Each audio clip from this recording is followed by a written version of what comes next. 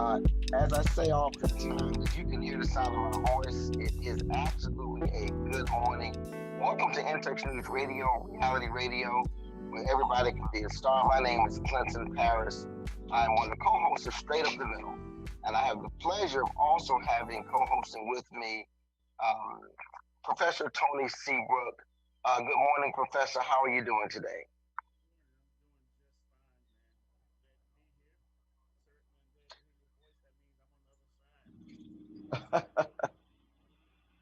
Professor, I can barely hear you. Um, I can hear I can hear the music at full volume, but I can barely hear you talking at this time. Can you hear me? Okay, yeah, you're at a whisper, uh, and I don't know why, but let's see if we can get that corrected somehow. Anna, how are you doing today in studio? And can you hear the professor well? I'm doing well, and I cannot hear the professor right now. Okay, Okay. professor. Is, Oh, is there this Oh, he there any you goes. go.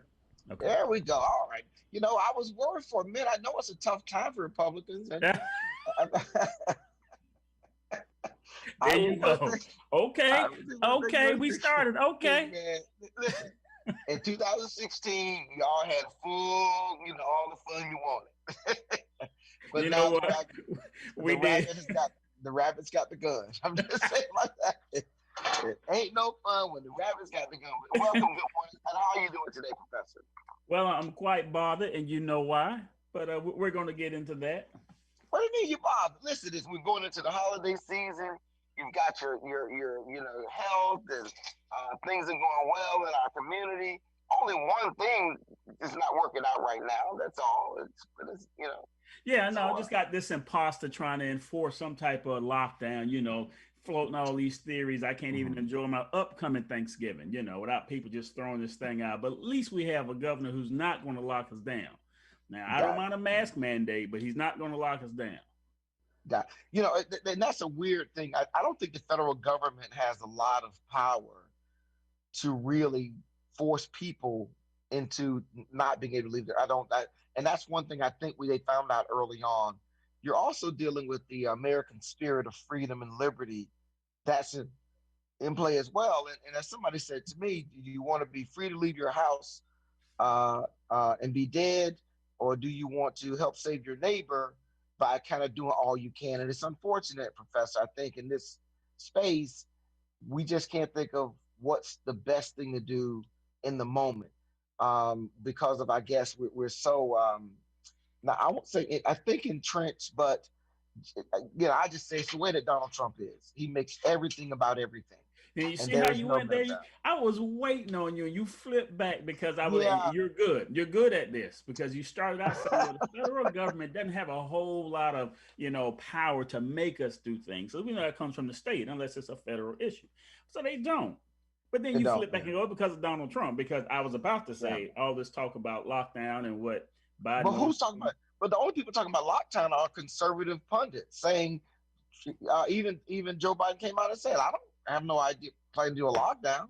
He I just mean, didn't remember he said it. He said it. but I don't think and I mean, and that's a dynamic. So I don't think he has a lot of power. He can shut down federal offices and whatnot.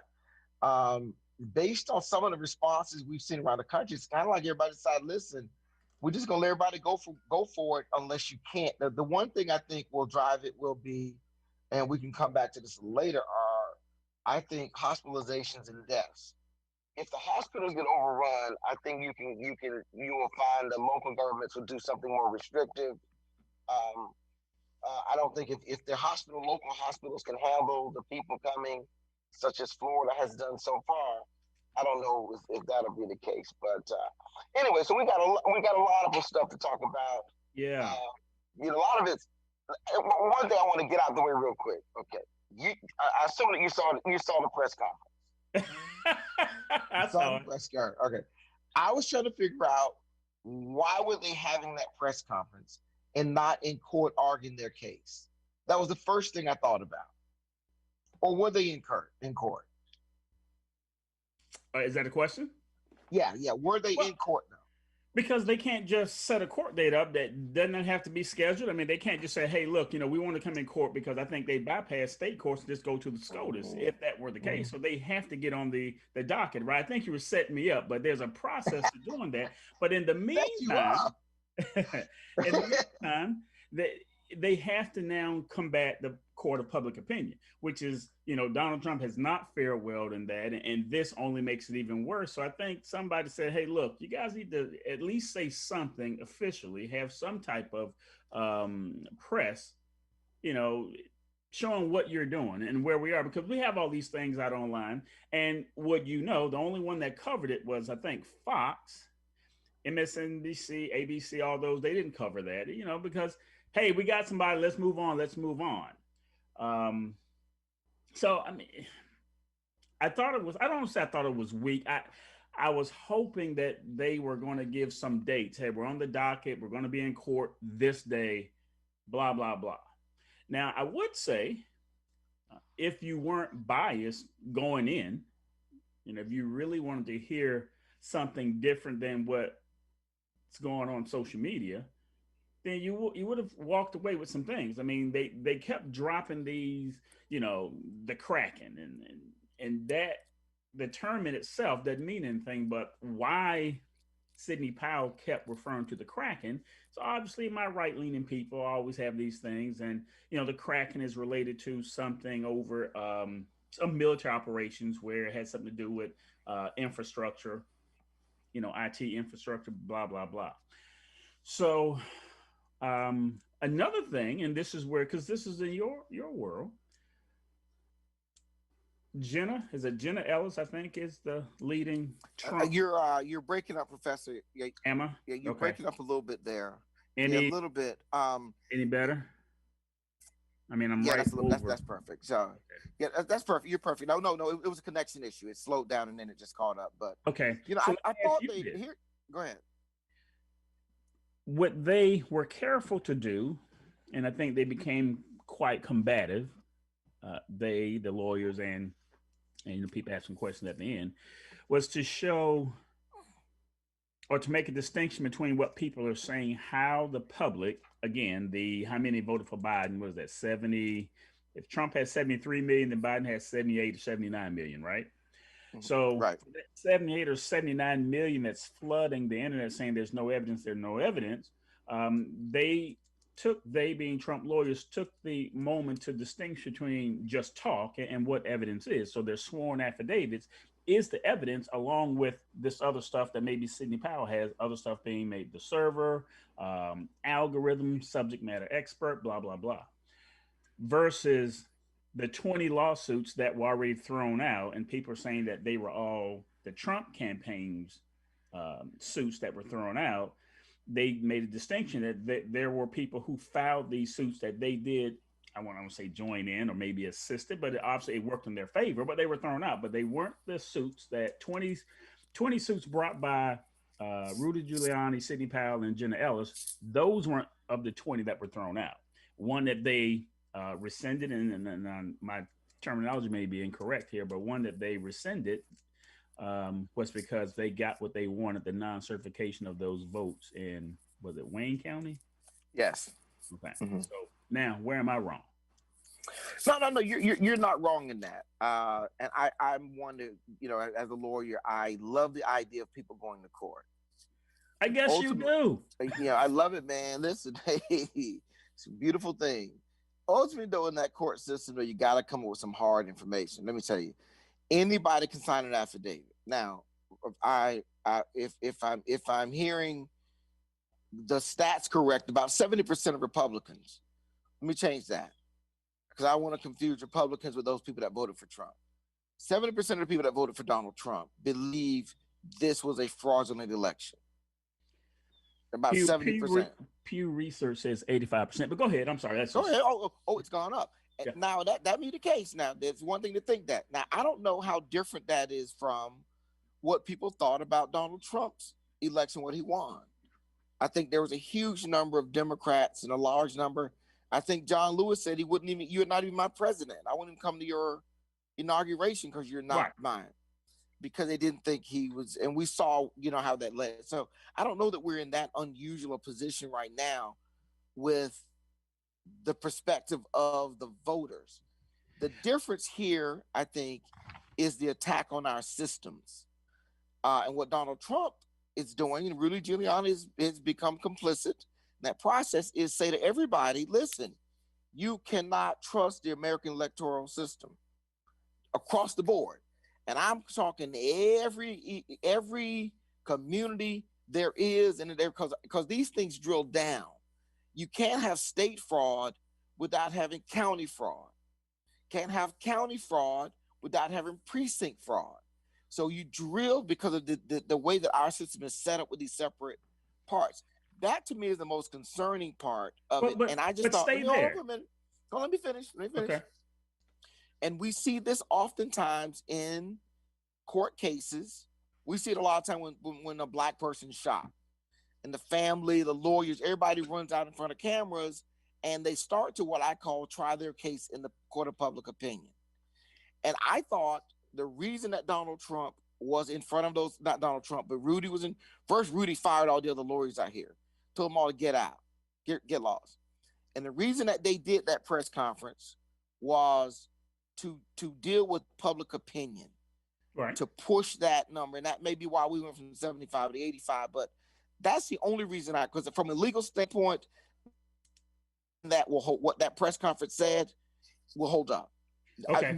Almost none of that. The only thing that will hold up, well, and we hope in the future, Rudy's die holds up. I knew you were going. Hey, listen. When I saw it, first I'm thinking it was only on one side. I only saw the one side because of how he had his head. And I'm going, didn't know what it was, but when he removed his glasses, I'm like, oh God, is that? You make too much money to have that bad of a dye job. Are you that hot? What's going on? So I saw it on both sides. I knew immediately, and I had a hard time not looking. It's like when someone has something in the corner of their mouth. It's like, you just can't help but see it. So but stay there and I like what you said, but I often think, okay, but you're a lawyer, so you're good at this. But let me ask you this. With all that you just said, what's the percentage that you could be wrong and this could be what the right says it is? Because how you drill down, right, we can't have it state fraud without it being county, without it being precinct. And you were exactly right. But if you juxtapose that with, and I have some notes here, Atlanta, Fulton County, Philadelphia, Milwaukee, Clark County, and Wayne County, which is Detroit, Las Vegas is Clark County. We know Milwaukee's in Wisconsin. I don't know if that's Allegheny County in Philly. But we know historically that there have been issues with counting ballots, here's what you haven't said, and I think on purpose. We're really not disputing whether or not it's been some fraud at play, because fraud has been in every election. You can't be, not you, but a person can't really be serious through the history of all of our elections and say there's never been any fraud. Dead people have been voting for a long time. Double voting has been there for a long time. So that's what we're not doing. We're not disputing that. That's always been on the table. So what we learned from 2016 is, okay, Donald Trump was so much of a force, we underestimated him. The polls got him wrong because you were polling an old infrastructure and an old person, an old politic. So the polls got him wrong. And I think the system, the whole election system wasn't ready for Donald Trump. We're talking 2016. So, well, I don't know what's unique about Donald Trump in the election. He's a candidate. He's on the ballot and people vote. Right. But what's different? And it's not the candidate. It's who he pulled with him. It's who did he speak to? What demographic? Because let the left tell it, it's just white racist people, just the people from the Hicks. Those are the only people that he really had. But well, hold on. Your evidence that there's a different group of people. Yeah. And other people. So I think, again, that's a conservative talking point. That's not a Democratic talking point. Wait a minute. The conservative talking point is on fact. So he did better. He got more in 2016 African American vote. But what I'm saying though is, what happens in this case, and it's happening with the election piece, is it's interesting because I spend a lot of time listening to conservative radio and media, and it's interesting how they make up what they say the argument from the other side is, and then they refute it, like you just did. Mm. According to liberals, the only people voted for Donald Trump are racist white people. And then you refute the argument. But that's not really the argument, because really no one's really allowing a conversation to take place. That's not what I think you Well, hear I people don't know say. if that's entirely true, because I don't know the representative's name, but a government official, a representative, is already saying that the people who voted for Donald Trump, and this is not pundits, this is a representative that's been elected, says that we need to be deprogrammed. We need to be looked at. So this whole talking When point, you say we, you mean the people that voted for Donald Trump? I'm sorry? You mean the people that voted for Donald Trump? Right. This guy is saying Yeah. that we need to be deprogrammed somehow, some way, somehow. No. There's something I wrong with think our you need to thinking. be. I really believe. Well, I think there's something wrong with thinking. That's okay. It happens, But I think there needs to be some understanding, because I think behind whatever the rationale in front of us is, those people, there's some validity that I may not agree with it or like it, but that doesn't mean that it's not real. And that's a fallacy that we have now in this entire discourse. Is But that in right? Go ahead. I'm sorry. and I think that really is the problem. And I'm listening, when I listen to conservative radio and media, I'm listening going, that's not what I think, but they're telling me what I think, and then they're making an argument. The other crazy thing, and both sides do this in the media, and I hate to say the media drives a lot of this, is they get the most obtuse, archaic person, they bring them on, and they boost their credentials like they're really somebody saying something that people should count. And then they spend the next hour refuting what that crazy person came on and said, but that person represents a small part of the entire electorate. Here's really the question, though, is, and I say it this way, is we are all individual caretakers of America. What's Donald Trump's path forward, and how is that good for America? What is his path forward to achieving his goal? And is it? Go ahead. And I mean, that's really the first thing I'm trying to figure out, is because every scenario I've looked at is, even if he prevails, what will be left is a tattered and torn democracy that no longer can rely on the institutions it's had for many years. But and we will be according to Democrats, and this is not just the pundits, according to Democrats, we have such a systemic and a racial issue. You have Kamala Harris saying, this system needs to work for everybody. The implication is that the system is warped. So what do you care that it's tattered? It needs to be torn, because it needs to be torn no. down. Listen, look. You look around the world at the anarchy that emerges so easily and quickly when your democratic institutions become weakened. Very, very quickly they emerge, and it's ugly, and it's hard to get back to a place of stability. We have this throughout South America. America is the longest running democracy, which may mean that we're overdue for a revolution. Exactly. Or some kind of civil. But we can figure ways, though, if our institutions are preserved, to manage that. There's a brilliant moment in the play Hamilton, where the King of France learns that George Washington is leaving the presidency and will no longer be president. And has a great comment. He says, I didn't know a leader could do that. The idea that you would walk away from all that power and hand it over to someone else so that they could then lead.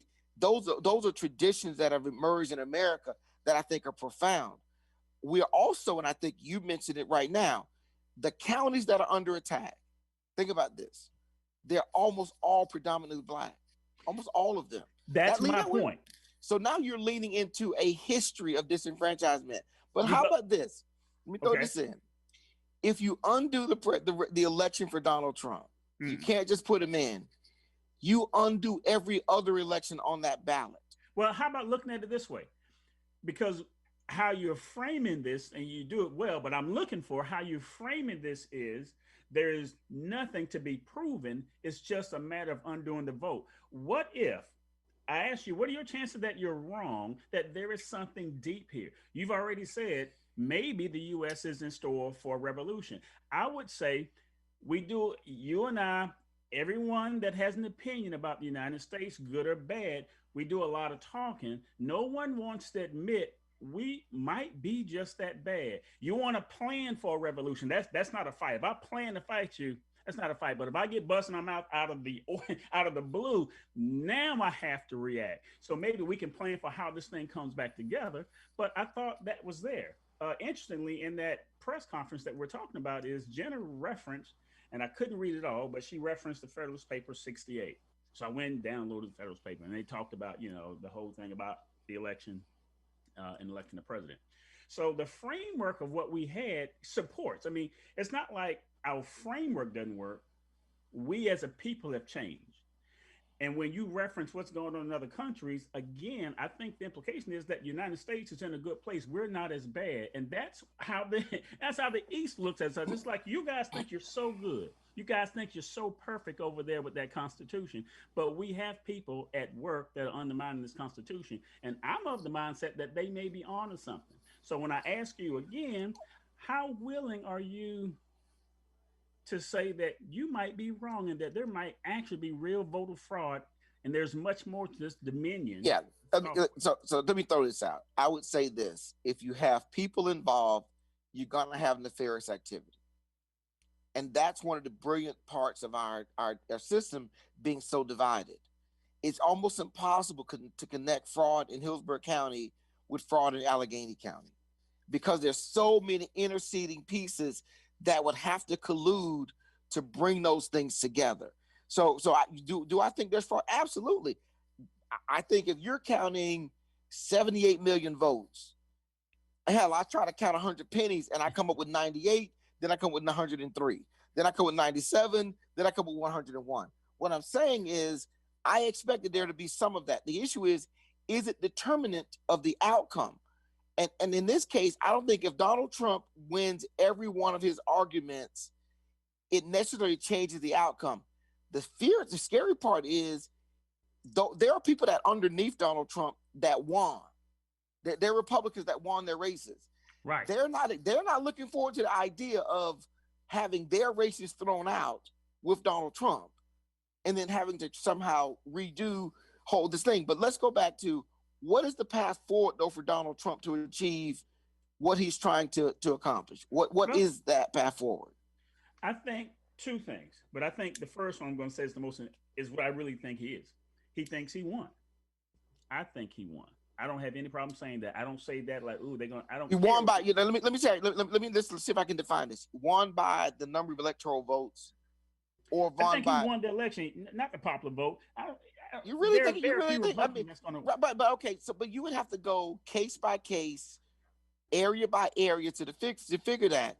And if you disperse the idea of fraud, you'd say, well, okay, well, if there's equal fraud, there's fraud in counties that he won exactly compared to what he lost. We're okay. That's why we say recount. We're not just, if you want to redo the whole thing. I bet no. He's not talking. No. He's not talking recount. He's talking throw out votes. He's talking validating signatures so that you can throw out votes.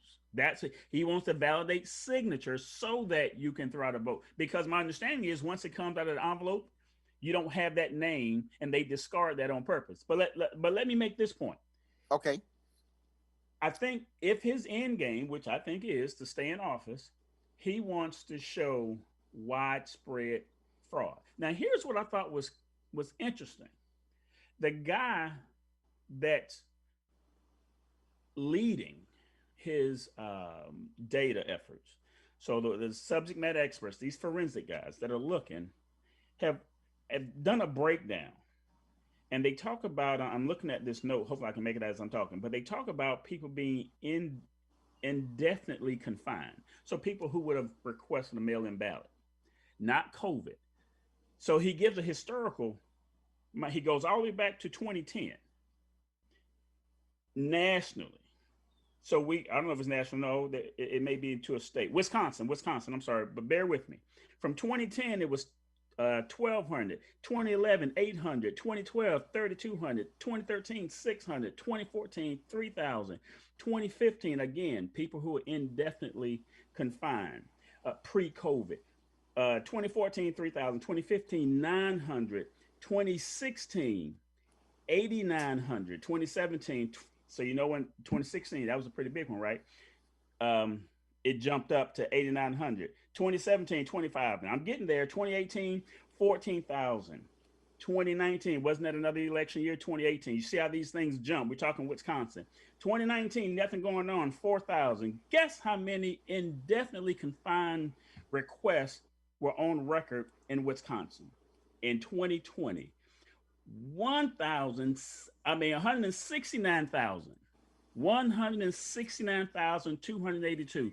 You see how big that number is? And the only election years we're talking about that were big were 2016 at 8,900 and 2018 at 14,000. But we get to 2020 and just the state of Wisconsin is at 169,000. And you're trying to tell me it's just a matter of how they counted the votes after they came in. People are not buying that. But Professor, Donald Trump had a commission to study election fraud. He was the president. Mm-hmm. First, they found no fraud, and Donald Trump, dissolved his own commission. When was that? I'm just what commission? He put together a commission immediately after the election to investigate because he was going to prove that the 3 million votes that Hillary received, that she won a popular vote in 2016, was because there were millions of fraudulent votes cast. Mm-hmm. And so he put together his commission. Now, the ironic part is now we fast forward, you've got Joe Biden winning by 5 million people.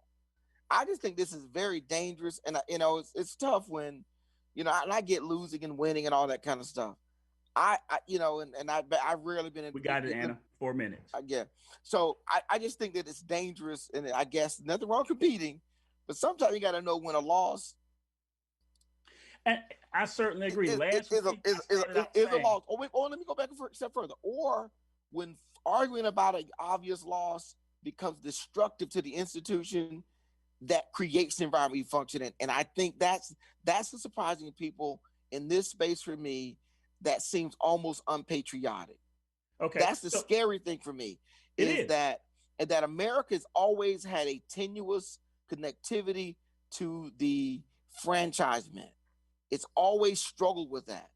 And in this situation, having Donald Trump come in and say, all the predominantly white counties, you all did it perfectly right.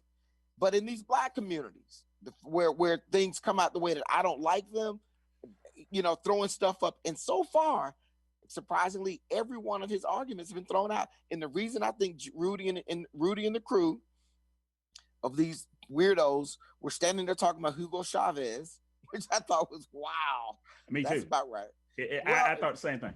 Hugo Chavez, I don't know how long he's been dead, but Hugo Chavez, I thought that was just more evidence of how far they're willing to take this down that road. But I still haven't figured out, how does Donald Trump and the path forward to become president under the scenario? That's what I'm saying. If he proves, and I think you're asking, but you don't want to believe what the answer is. If he proves statistically, because you've already said, he'll be too late. It'll be too late because the states are going to start. They're going to certify this week. Besides what you're saying is too late, because if we look at Al Gore, which is not a long time ago, we're talking 20 years ago, he had 37 days. Your only argument, not yours, but what Democrats are coming up with is, hey, there's a report commission that, delaying that transition hurt GW. Right. Okay. Right. But if your argument is sincere, that we're at a point where this can either be non-patriotic, is damaging to our democracy, if that thought is really sincere, why not let the sitting president, who has set all kinds of records, 73 million people voted. We had a 68% turnout, the largest on record. Why dismiss it so easy if it's just him? And the difference he did, it was because I had the pleasure of being involved. I was a new lawyer in the litigation in Hillsborough County. Very discrete arguments made that were very focused on a very singular issue: is how do we deal with that butterfly ballot? And I think, if I'm not mistaken, the number of ballots in dispute came down to 535. It was a very, very small number, and only dealing with Florida. Here, let's do this real quick. I know back in studio we need to take a break, pay some bills, and then we'll come back. And I apologize, everybody. We've been rumbling along so long. Here, get this number down in case you want to call in. The phone number to call in, 929-205-6099. That's 834-205-6099. You'll be asked for an ID. Let me give you that ID number. Write this down. 834-088-74026. Again, 834-088-74026. You're listening to In Touch News Radio, Reality Radio. We'll be right back after this break.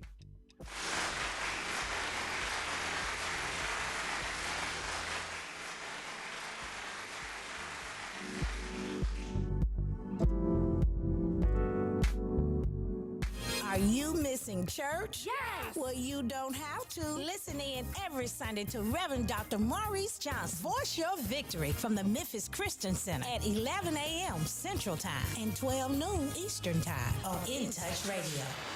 Welcome to Calvin's Barbershop. You all got to see this. I don't even want to know what you're looking at on that phone. Well, you should. I was learning about the dangers of high blood pressure and that we need to get ours checked regularly. High blood pressure can increase the risk of heart attack or stroke, but this text program can help keep it at a healthy range. Just text Barbershop to 97779 to sign up. I'll get right on it as soon as I'm done with this baby panda video. Text Barbershop to 97779. A message from the American Heart Association and the Ad Council. It's important to plan ahead for emergencies, like the storm. When it kicked in, we had a plan. We were able to get in touch with each other in no time. How to find each other. The whole experience was fine. The most frightening 10 hours of my life. If there's one piece of advice I'd offer other moms out there, it's to stay calm and keep to the plan. Some parents plan ahead, some don't.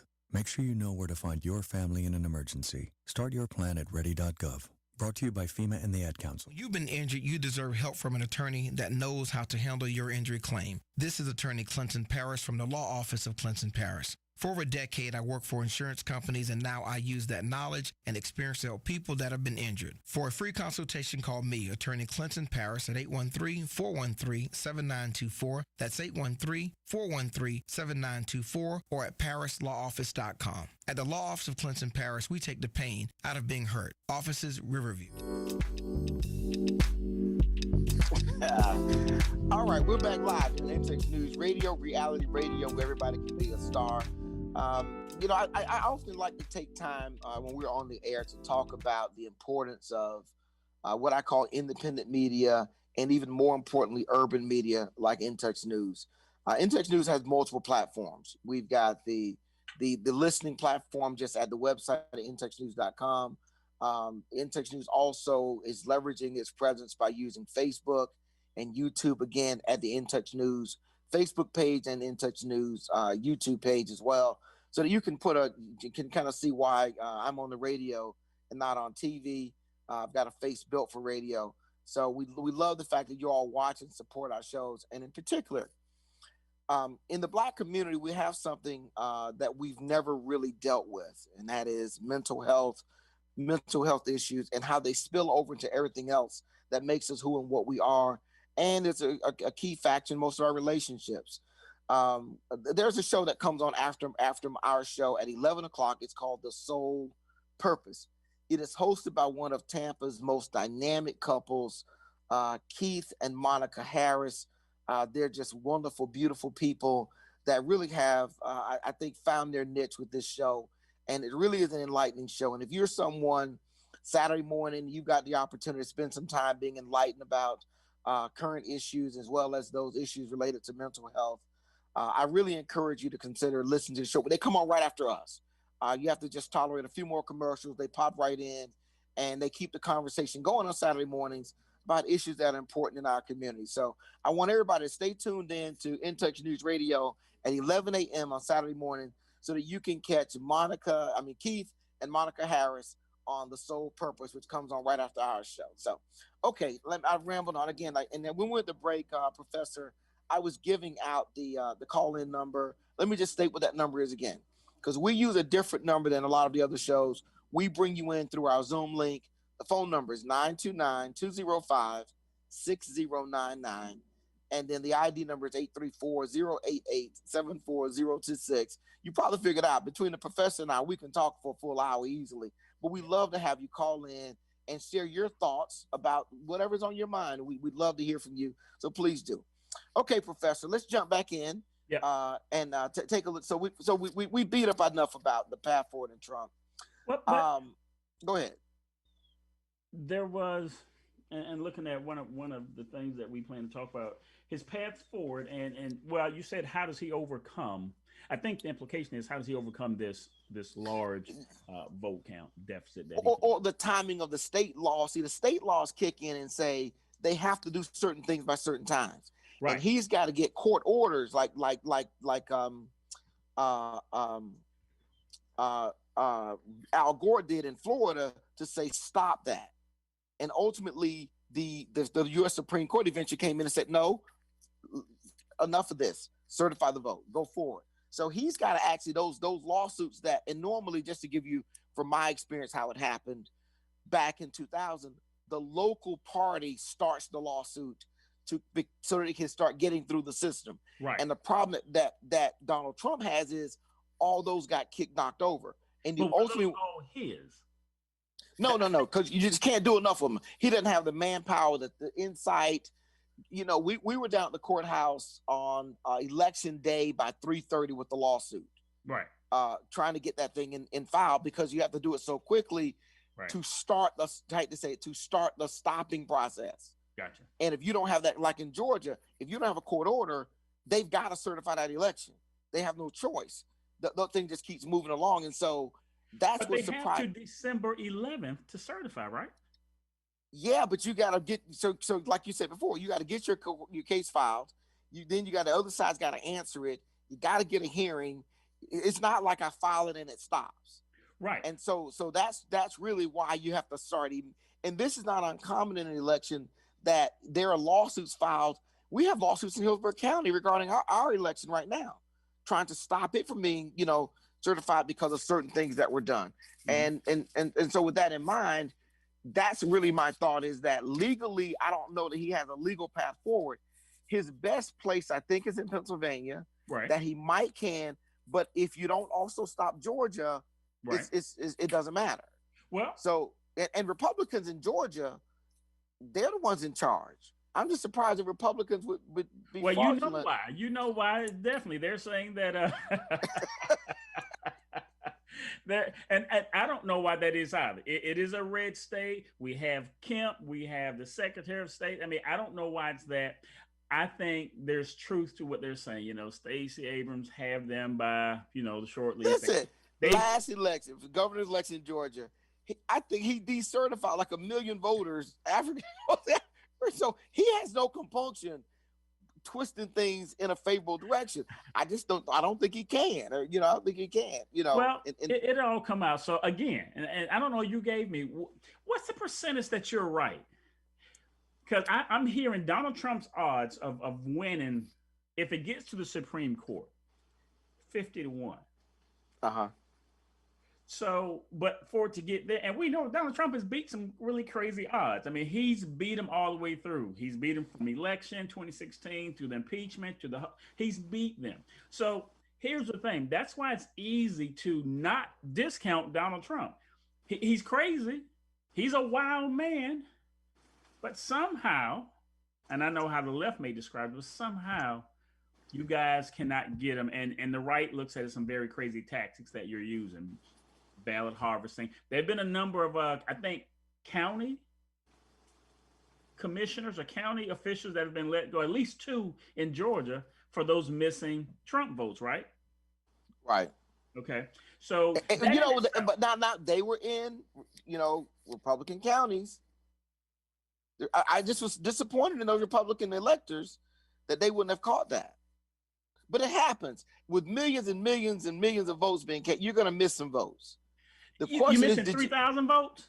Yeah, that's nothing when your number, you have to look, what they say is less than 0.002. It's a real percentage-wise, it's a big number. But when you talk about, 6 million or 7 million votes, it's a much smaller number, that you're really percentage-wise. And you're going to have human error.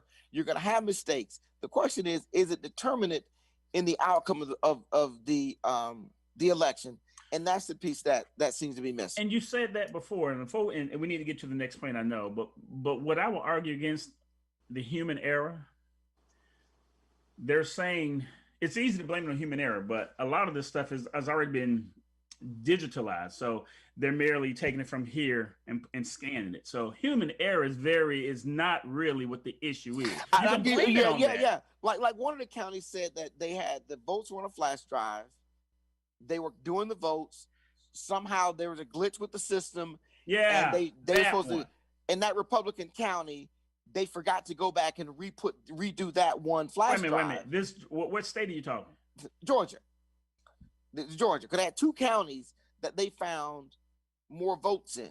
But wasn't the county where they had that alleged water damage where no votes, Right. No. Yeah. Okay. But even if they were saying if you gave Donald Trump, I think he picked up 800 votes.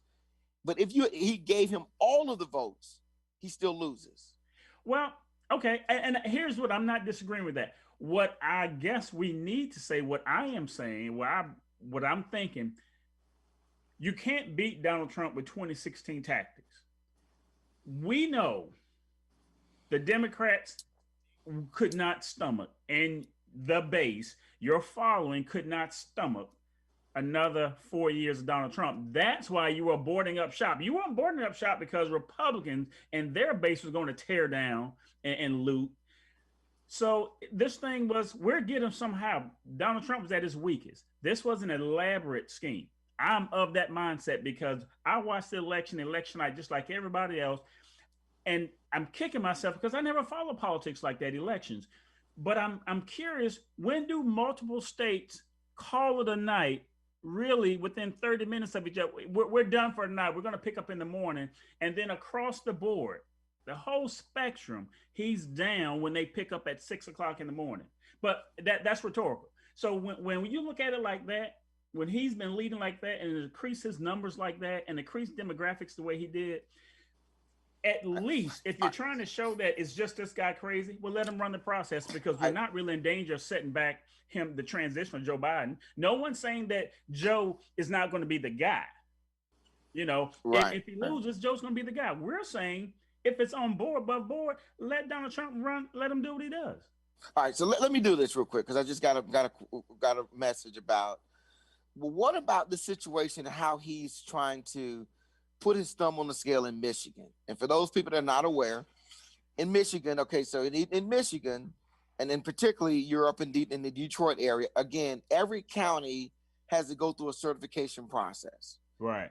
Typically, they try to keep it balanced with whoever's represented and how they're appointed. The two Republican certifiers initially said, listen, during the primary, an exorbitant number of the voter rolls were out of balance. The numbers were not correct, and we let it slide. 71%, wasn't it? I think it was 78% out of balance. That's a big number. But this time, we are not going to stand by and allow this to go any further. So we're demanding that we're not going to certify the vote this time. And as you heard on the Zoom call, all hell broke loose. There's yelling back and forth and discussion, and a tacit agreement was reached wherein the Secretary of State would do an audit of the election, going backwards to look and see, well, what happened here? How do we get this corrected? Those two certifiers then agreed, okay, great. We will go ahead and certify the vote. Okay. Mm-hmm. I think somehow, somewhere in the morning, they get phone calls from Donald Trump or text messages. And they come out. Donald Trump. They come out saying, "Oh yeah, but y'all be putting a lot on it." Well, let me say, here's what because I listened to her interview, and she said the president called because he was concerned for my safety, and he wanted to know that I was safe. And now she wants to say, I one of the certifiers publicly, and both of my guests, they want to change their vote to not certify that count. And in effect, what that would do is, in theory, leave the certification process up to the Michigan legislators who would then step in to do and certify or not, which is majority Republican. Right. Now, yesterday, Donald Trump invited the president of the Senate and the speaker to come talk to him at the White House in D.C. What are your thoughts about that strategy that they're employing and his role in trying to personally influence this? Well, okay. So the reason why Donald Trump can't use AG Barr and DOJ is because he's running as a citizen. I mean, he has to separate the two, right? So was he supposed to say, meet me at my house in Florida? I mean, he's in Washington, but he's a citizen. And that's why, according to you, and what's true, that's why his legal team is so strapped, because he doesn't have the full weight of his office behind him to do this. So there's nothing wrong with it. It's the nature of the beast. He's the incumbent. Now, if this was Joe Biden and his team was strapped and he met with them, he couldn't meet with them at the White House, because guess what? He's not the president. So he can't meet with them at the White House. He had to meet with them somewhere else. So I don't see anything wrong with it. It just so happened Donald Trump resides in the White House, and that's where he met him.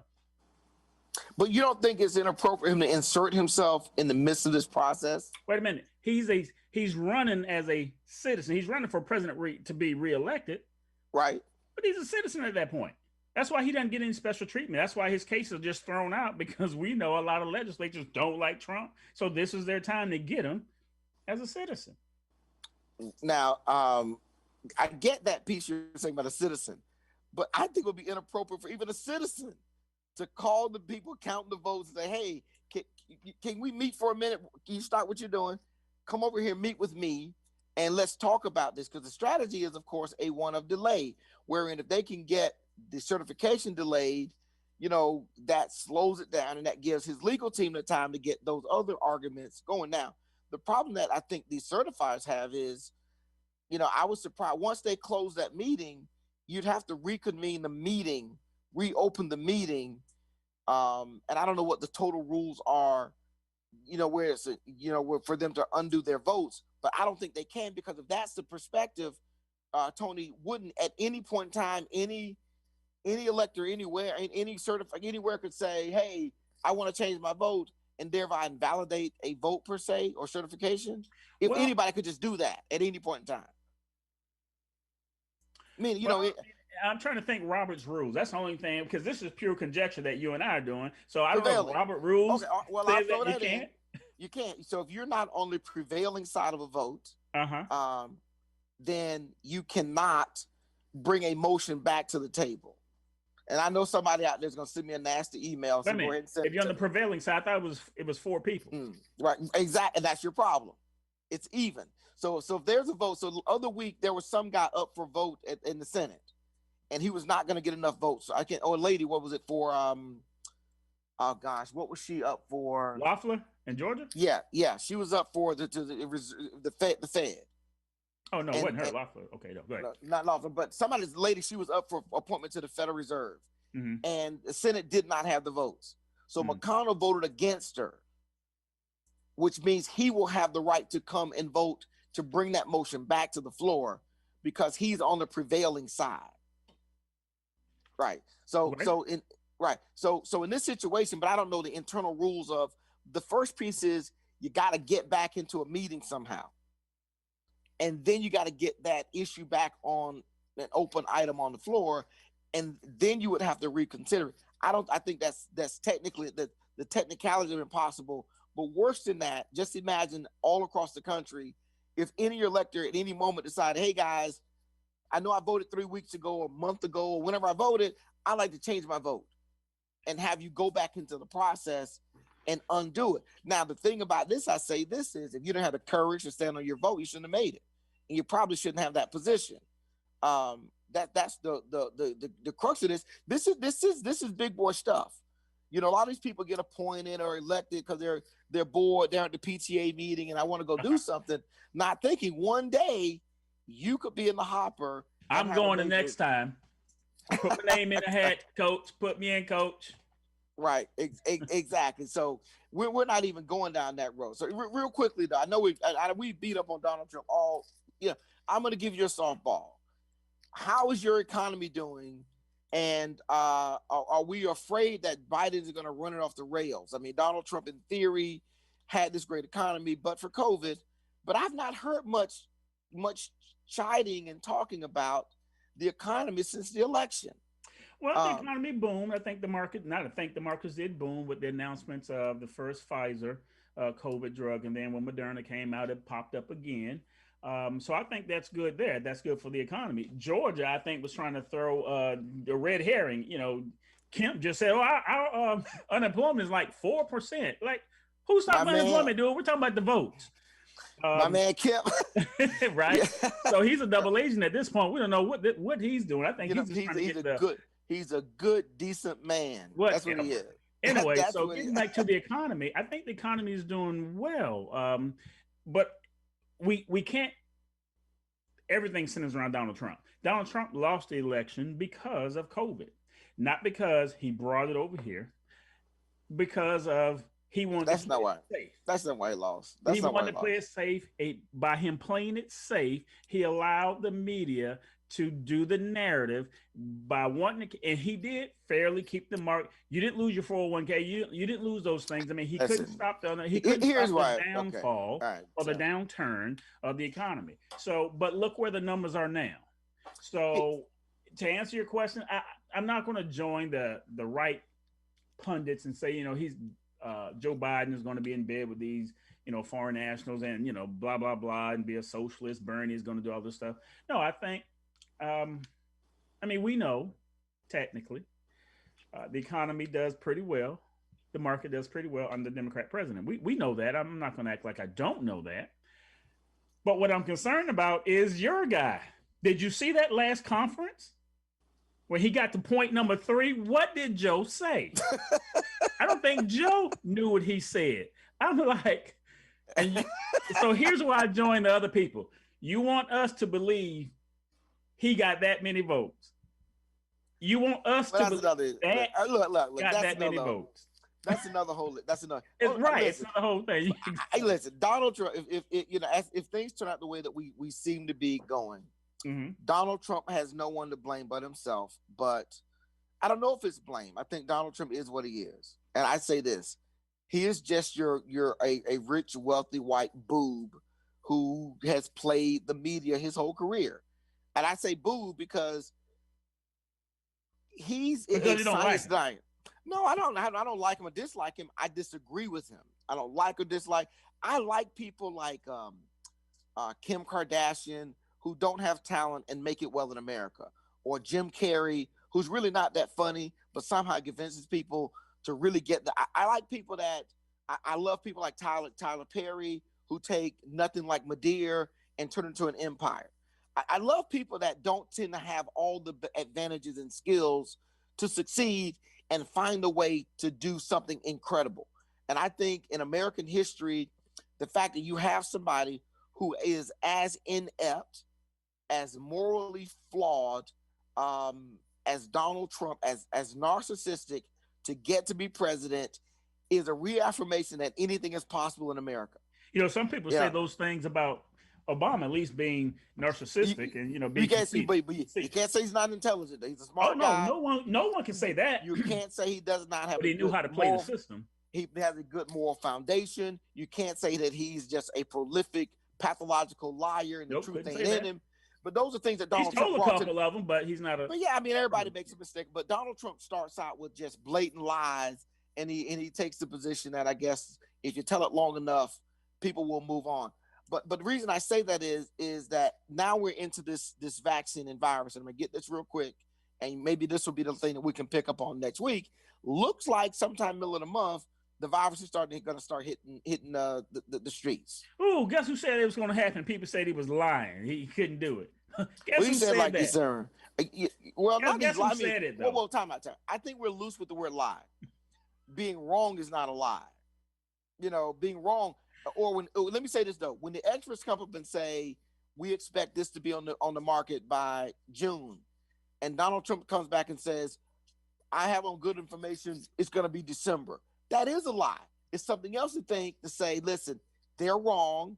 I'm hoping and I expect this thing works out. That's different. So we'll leave. You guys don't want to give Donald Trump credit for nothing. Go ahead.